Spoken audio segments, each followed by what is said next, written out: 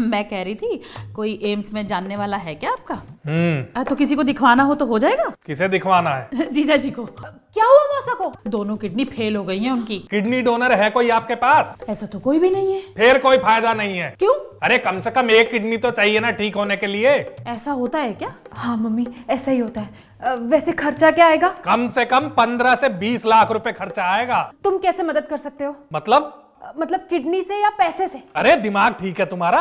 मैं एक ग्राम विकास अधिकारी हूँ, कोई दलाल नहीं। रिश्तेदार की मदद करने से तुम दलाल बन जाओगे? आपके जो बस में है आप वो करवा दो बस। अच्छा, पर्ची बनवा के पल्ला झाड़ने वाले थे क्या तुम? तो तुम क्या चाहती हो? तुम्हारे मौसा के सिराने बैठ के सर में चमेली का तेल लगाऊं?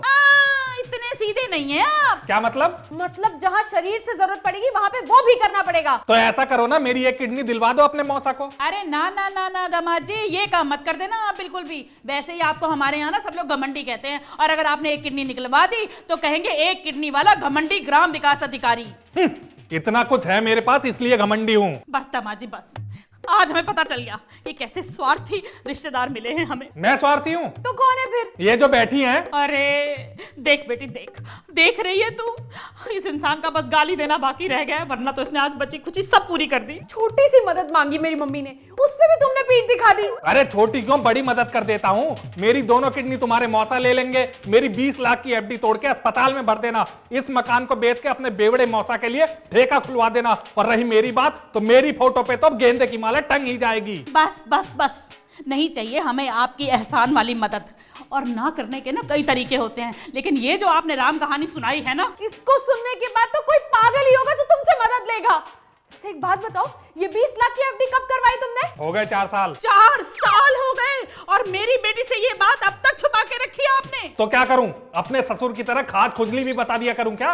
एक मिनट, इस जीवन में मेरे पप्पा जैसा नहीं बन पाओगे तुम। मैं अपने ससुर की तरह बनना भी नहीं चाहता। धोबी का कुत्ता। कुत्ता किसे कहा आपने? सुन लिया क्या? सुन लिया? क्या मतलब सुन लिया? मेरे पापा कुत्ते हैं? कुत्ते हैं मेरे पापा?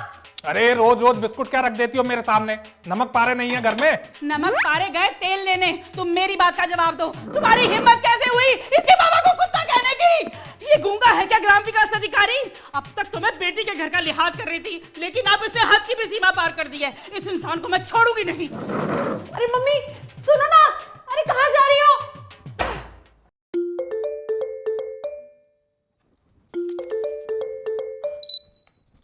हेलो दीदी, तुम्हारे जीजा जी नहीं रहे।